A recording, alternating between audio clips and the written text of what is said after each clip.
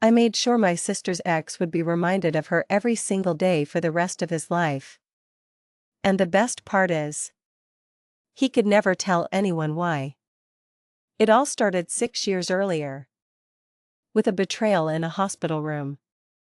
This is my sister's story as much as it is mine. And we're both incredibly proud of how it ended. Our story has a few key players. There's my older sister, who we'll call Clara. Her ex-boyfriend, Leo. His new wife, Megan. His parents, Mr. and Mrs. Vance.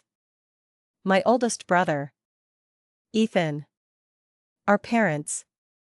And of course, me. It all began when I was 14 and my sister, Clara, was 22. She and her boyfriend of 4 years, Leo, found out she was pregnant. They were ecstatic, getting engaged almost immediately. For a little while, everything was perfect. But that didn't last. Clara's pregnancy was hellish. About 16 or 18 weeks in, any sense of wonder about creating life had completely evaporated. She developed hyperemesis, which is a severe, relentless form of morning sickness. On top of that, she was in constant pain, developed gestational diabetes, and just grew to despise the entire experience. It was around this time that her fiancé, Leo, started getting tired of her complaining. He brushed off her pain with a flippant remark about how her body was built for this, completely unaware that his stunning lack of empathy was the first crack in a foundation that was destined to crumble. It can't be that bad, he'd argue, completely dismissing her daily agony. Clara's due date was near Valentine's Day.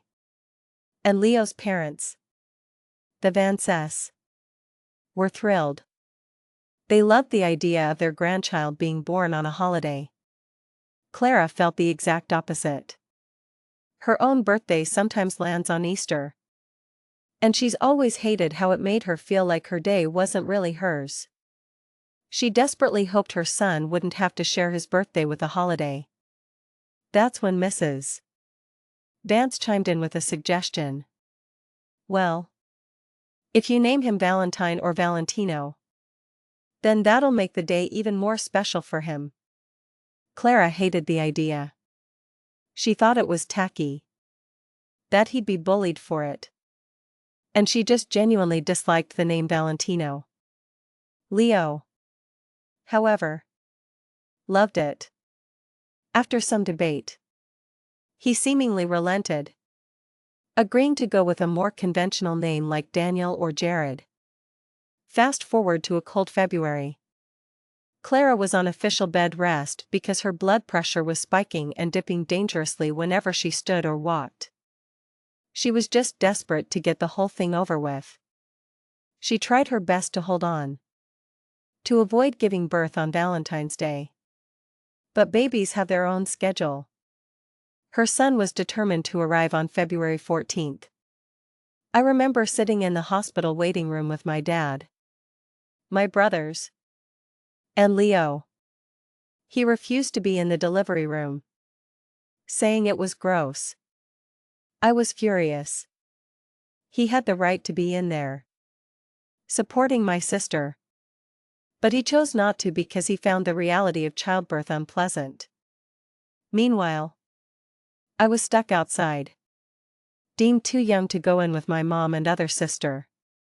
Eventually, my dad took my 2 younger brothers home. But my oldest brother, Ethan, stayed behind to watch over me because I flat out refused to leave. After a grueling 16-hour labor, on the evening of Valentine's Day, my little nephew was born. But Clara was not okay. She'd had to have an emergency C-section. During the operation, the surgeons made a shocking discovery: a large, severe, Non-cancerous tumor on the back of her uterus. It was twice the size of a standard uterus. Explaining her debilitating back pain and wild blood pressure swings. The doctors couldn't understand how it had been missed on the ultrasounds. To save her, they had to perform a full hysterectomy. My nephew would be Clara's one and only child. While Clara was in recovery from this second life-altering surgery, Leo was tasked with handling the baby's paperwork. From what I remember as a 14-year-old, he seemed suitably upset about the whole situation. But I was too worried about my sister to pay him much mind. My brother Ethan, wanting to be a supportive future brother-in-law, went to check on him. He found Leo filling out the forms, looking, as Ethan later described it, like he had not a single worry in his mind. Ethan asked why he wasn't waiting for Clara, who was due out of surgery within the hour. Leo gave a smooth answer, saying he just wanted her to be able to rest and heal. To a 16-year-old kid like Ethan, that sounded reasonable enough. Now, I know what you're thinking. He wouldn't. He knows how much she hates that name. And besides, she would have to sign the paperwork too. But I regret to inform you, he did. Leo forged Clara's signature on the birth certificate. This single act of forgery revealed Leo's greatest fatal flaw, his profound selfishness. He believed his desires were more important than anyone else's reality. A trait that would ultimately seal his fate in the most ironic way imaginable. He waited until she was out of surgery and groggy from anesthesia to hand the completed paperwork over. My sweet nephew, born on Valentine's Day, was officially named Valentino on his birth certificate. His parents, the Vances, who arrived at the last minute, even had the audacity to act as witnesses to Clara's forged signature, meaning we could never press charges. Clara, of course, dumped him. A month later, she had her son's name legally changed. She was willing to arrange split custody, wanting her son to know his father. But Leo simply vanished. It seemed strangely out of character, until a mutual friend on Facebook was tagged in his wedding photos 6 months later. It turned out Leo had been cheating on Clara for most of her pregnancy. Livid but focused on her son, Clara filed for child support and moved on to live her best life. And for 6 years, she was an amazing single mother. This is where my revenge begins. By this point, I'd been a hairdresser for about 8 months at our local Great Clips. One afternoon, I look at my next appointment. And who is it but Megan, Leo's wife?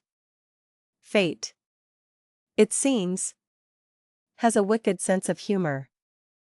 And on that day, it had delivered the perfect opportunity for revenge right into my salon chair. I took her back for a trim. And it was clear she had no idea who I was. A mutual friend had confirmed that Leo had kept her completely in the dark. She didn't know about Clara. Didn't know she was the other woman. And had no idea that her husband had a son he was infrequently paying child support for. I gave myself a little pep talk, be professional. Treat her like any other customer. And I did. Megan was heavily pregnant. So our conversation naturally turned to that. She talked about how much she loved being pregnant but how hard it was. And how her husband was so unsympathetic, a massive shocker. I know. She was due in 10 weeks. And they still hadn't picked out a name for their baby girl. This was my moment. I asked what kind of name she was looking for. She said, I want something unique and unusual. But not ridiculous. She complained that Leo had suggested dozens of names. And she hated all of them. So I The conniving little weasel that I am. Leaned in and said. What about Clara? Now. My sister's actual name isn't a common one. It was created by our parents to honor a male relative who had passed away. It's a beautiful name.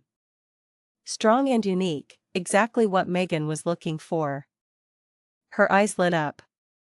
She loved it instantly. I watched her repeat it to herself a few times. A huge smile spreading across her face. I knew in that moment. I had one. Months later. A little Facebook stalking confirmed it. She had put her foot down. And their daughter was officially named Clara. So now. Every single day. Leo has to look at his daughter and say the name of the woman he betrayed. He has a living, breathing reminder of what he did. And a constant nudge to pay his damn child support. And the beauty of it was, as one person later pointed out, he could never complain. How could he possibly explain to his wife why he hated the name Clara without revealing the trail of wreckage he'd left behind? It was, as someone else perfectly put it, a quiet, Shakespearean level of revenge. But there's still an atomic bomb of a mic drop just waiting to explode if he ever finds out how his new wife just happened to pick that specific name. My nephew is 10 years old now. He's happy and thriving.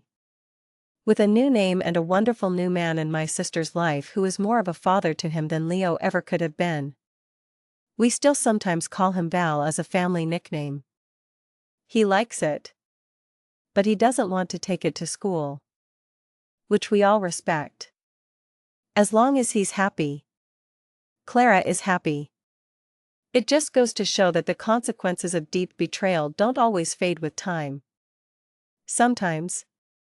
They're just waiting for the perfect moment to be permanently etched into your life. What do you think is the most fitting way to deal with someone who thinks they can get away with hurting the people you love?